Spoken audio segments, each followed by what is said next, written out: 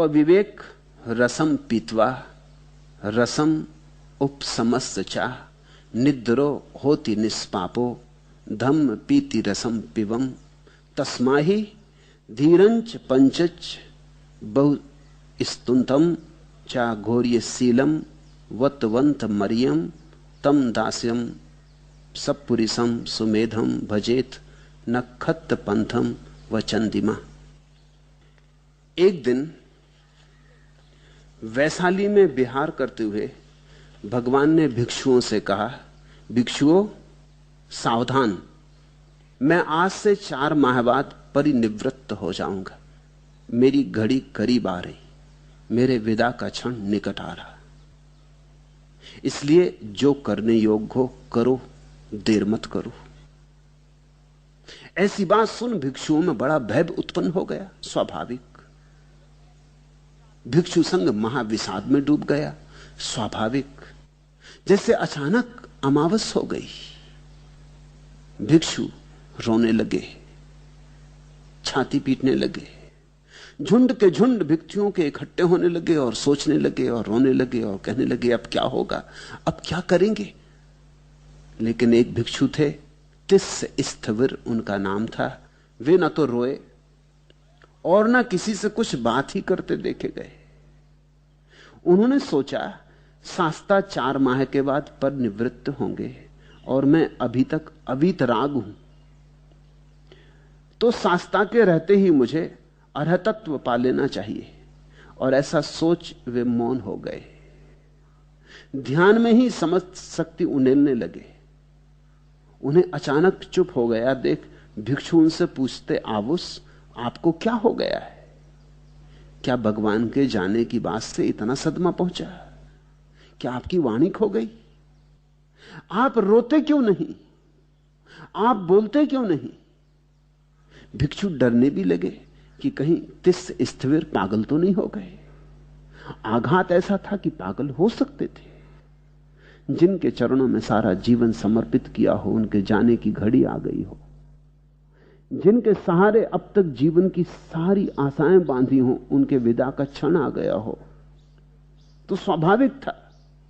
लेकिन तिस्स जो चुप हुए सो चुप ही हुए, वो इसका भी जवाब ना देते, वो कुछ उत्तर ही ना देते। एकदम सन्नाटा हो गया। अंततः यह बात भगवान के पास पहुंची कि क्या हुआ है तिस्स स्थविर को। अचानक उन्होंने अपने को बिल्कुल बंद कर लिया, जैसे कछुआ समेट लेता अपने को और अपने भीतर हो जाता। ऐसा अपने को अपने भीतर समेट लिया है, यह कहीं कोई पागलपन का लक्षण तो नहीं। आघात कहीं इतना तो गहन नहीं पड़ा कि उनकी स्मृति खो गई है, वाणी खो गई है।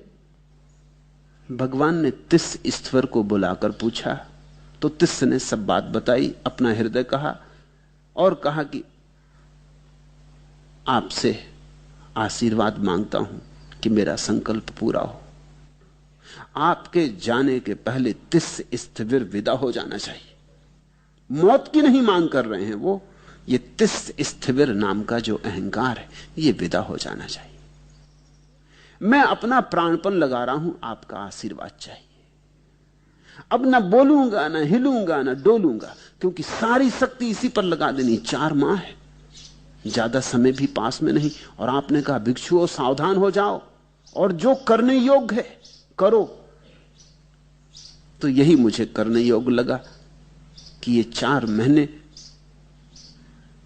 जीवन की क्रांति के लिए लगा दूं, पूरा लगा दूं, इस पार या उस पार। लेकिन यह कहने को न रह जाए कि मैंने कुछ उठा रखा था, कि मैंने कुछ छोड़ दिया था, किया नहीं था।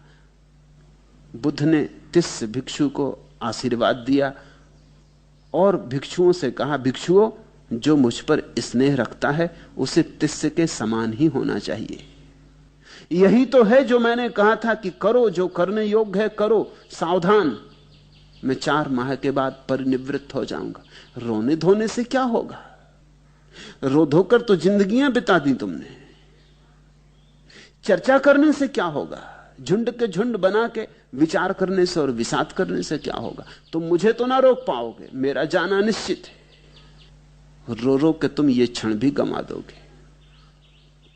आंसू नहीं काम आएंगे, नौका बना लो। तिस स्थिविर ने ठीक ही किया है, इसने मौन की नौका बना ली। इसी मौन की नौका से कोई तिरता है, इसलिए तो हम साधु को मुनि कहते हैं। मुनि का अर्थ होता है जिसने मौन की नौका बना ली। तिस स्थिविर मुनि हो गया है। गंधमाला आदि से पूजा करने वाले मेरी पूजा नहीं करते, वह वास्तविक पूजा नहीं है। जो ध्यान के फूल मेरे चरणों में आके चढ़ाता है वही मेरी पूजा करता है, ऐसा बुद्ध ने कहा।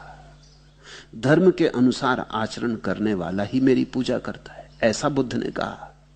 ध्यान ही मेरे प्रति प्रेम की कसौटी है। रो मत, ध्याओ। रो नहीं, ध्याओ। और तब उन्होंने ये गाथाएं कही। पविवेक रसम पीतवा, रसम उपसमस्त चाह, निद्रो होति निष्पापो, धम्म पीति रसम पिव। एकांत का रस पीकर तथा शांति का रस पीकर मनुष्य निडर होता है और धर्म का प्रेम रस पान करके निष्पाप होता है। तो एकांत का रस पीकर, एकांत का अर्थ होता है अपने भीतर डुबकी लो। बाहर बहुत संबंध जोड़े, दूसरे से बहुत नाते बनाए, दुख के अतिरिक्त क्या कब पाया। अब अपने से नाता जोड़ो, एक नया सेतु बनाओ अपने और अपने बीच। अब अपने में जाओ। एकांत का अर्थ नहीं होता हिमालय चले जाओ। एकांत का अर्थ होता है जो संबंधों में बहुत ज्यादा जीवन ऊर्जा लगाई है उसे संबंधों से मुक्त करो, अपने साथ रमो, आत्मलीन बनो। एकांत का रस पीकर, पविवेक रसम पीतवा। और बुद्ध उसको रस कह रहे हैं, प्यारा शब्द उपयोग कर रहे हैं, क्योंकि जिसने एकांत का रस पी लिया उसने अमृत पी लिया। जिसे तुम संबंध में खोज रहे हो और कभी संबंध में पा ना सकोगे, वो एकांत में पाया जाता है। वो अपने ही स्वभाव में छिपा पड़ा है। वो झरना तुम्हारा है, वो तुम्हारी ही गहराइयों में दबा पड़ा है। एकांत का रस पीकर तथा शांति का रस पीकर मनुष्य निडर होता है। अब तुम भयभीत हो रहे हो, बुद्ध ने कहा, रो रहे हो, चीख रहे हो।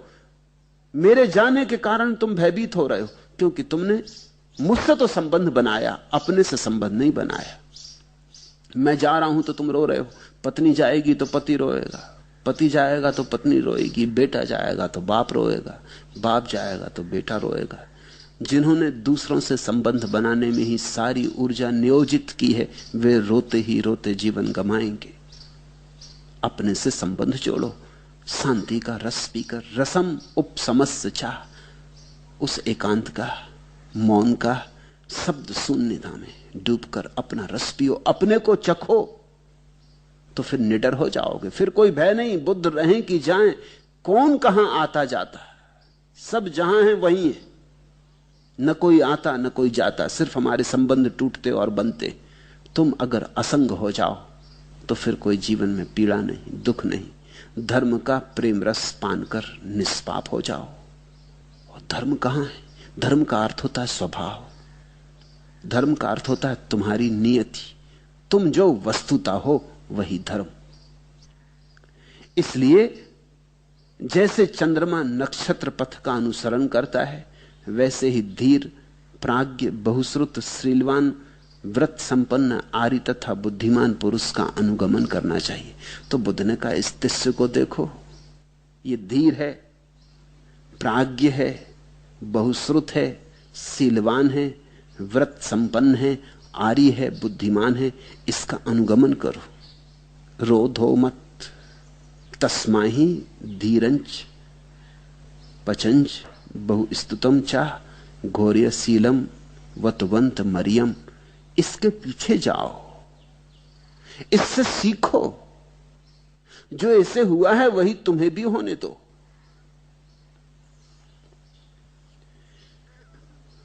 ये जो तिस स्थिविर कर रहा है, क्या कर रहा है? कोलाहल से काल की निद्रा नहीं टूटती, न धक्के मारने से समय का द्वार खुलता है। रचनात्मक समाधि के व्यूह में जाओ, नीरवता और शांति को सिद्ध करो। रात, अंधकार और अकेलापन शक्ति के असली उत्स हैं। रोशनी से बचो और लक्ष्य को अंधेरे में विद्ध करो।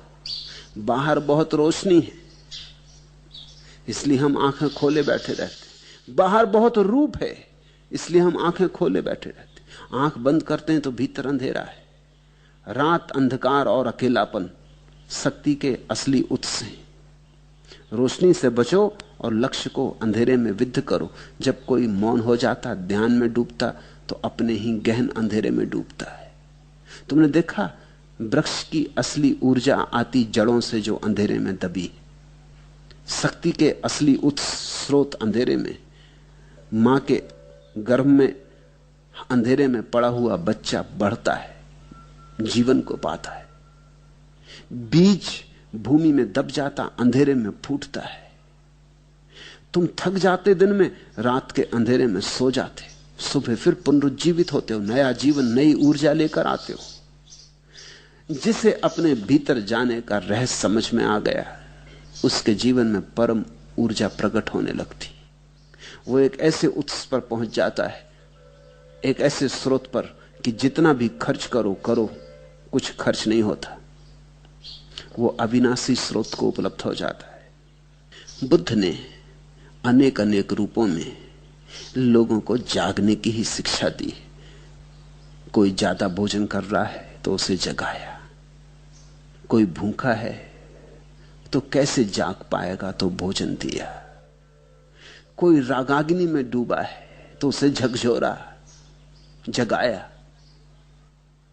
कोई शब्दों में, रोने धोने में, संबंधों में डूबा है तो उसे हिलाया। तोड़कर पुराने आभूषण, नहीं बनाया कोई नया आभरण, नकार कर स्थापित मूल्य, नहीं रचा कोई नया प्रतिमान, केवल दी मूर्छा विमुक्त दृष्टि, सत्य को मुक्ति, केवल दी मूर्छा विमुक्त दृष्टि। बुद्ध का दान इतना ही है, मूर्छा विमुक्त दृष्टि। तुम सोए सोए ना जियो, जाग कर जियो, होश से जियो। बुद्ध ने कोई प्रार्थना नहीं सिखाई किसी आकाश में बैठे परमात्मा के प्रति। न बुद्ध ने कहा भिखारी बन के मांगो, न बुद्ध ने कहा याचक बनो, हाथ फैलाओ किसी परमात्मा के सामने। बुद्ध ने तो कहा अपने भीतर जाओ और परमात्मा मिल जाएगा, तुम परमात्मा हो। नहीं किसी याचक की प्रार्थना कि देवता पूरी करें कामना, नहीं किसी संत्रस्त की गुहार कि इंद्र करें रिपु का हनन, केवल नमन उनको जो अरिहंत, जो संत, भले ही उनका कोई धर्म कोई पंथ, मात्र समर्पण की वर्णमाला, एकमात्र मंत्र। एक बात, एकमात्र मंत्र सिखाया, समर्पण की वर्णमाला। कैसे तुम अपने अंतस्थल के केंद्र पर अपनी परिधि को समर्पित कर दो, कैसे तुम व्यर्थ को सार्थक पे समर्पित कर दो, कैसे तुम बाहर को भीतर पे समर्पित कर दो। मात्र समर्पण की वर्णमाला, एकमात्र मंत्र। और कोई मंत्र नहीं सिखाया बुद्ध ने। नहीं किसी याचक की प्रार्थना कि देवता पूरी करें कामना, नहीं किसी संत्रस्त की गुहार कि इंद्र करें रिपु का हनन, केवल नमन उनको जो अरिहंत, जो संत, भले ही उनका कोई धर्म कोई पंथ, मात्र समर्पण की वर्णमाला, एकमात्र मंत्र। अरिहंत शब्द बौद्धों का बहुमूल्य शब्द है। उसका अर्थ होता है जिसने अपने शत्रुओं पर विजय पा ली। और शत्रुओं का जो प्रधान है उसको बुद्ध ने प्रमाद कहा है, मूर्छा। जो जाग गया वो अरिहंत, जो जाग गया वही संत। फिर उसका क्या धर्म और क्या पंथ, इसका कुछ हिसाब रखने की जरूरत नहीं। जहां तुम्हें कोई अरिहंत मिल जाए, कोई संत मिल जाए, उसके पीछे चलो। जैसे चंद्रमा नक्षत्र पथ का अनुसरण करता है, वैसे ही धीर, प्राज्ञ, बहुश्रुत, शीलवान, व्रत संपन्न, आर्य तथा बुद्धिमान पुरुष का अनुगमन करना चाहिए। जहां संत मिल जाएं, उनकी छाया में उठो बैठो। जहां संत मिल जाएं, उनकी तरंगों में डूबो, उनका रस पियो। उनकी धारा में बहुत श्रोतापन्न बनो। ये छोटी छोटी कथाएं और इन कथाओं के मध्य में आए छोटे छोटे सूत्र तुम्हारे समग्र जीवन को रूपांतरित कर सकते, लेकिन मात्र सुनने से नहीं, गुनो करो। जैसा बुद्ध ने कहा ना कि भिक्षुओं, मैं आज से 4 माह बाद परिनिवृत्त हो जाऊंगा, इसलिए जो करने योग्य है करो। फिर बुद्ध 4 माह रहे तुम्हारे साथ कि 4 साल रहे कि 40 साल, क्या फर्क पड़ता है? जो करने योग्य है करो। सावधान। आज इतना ही।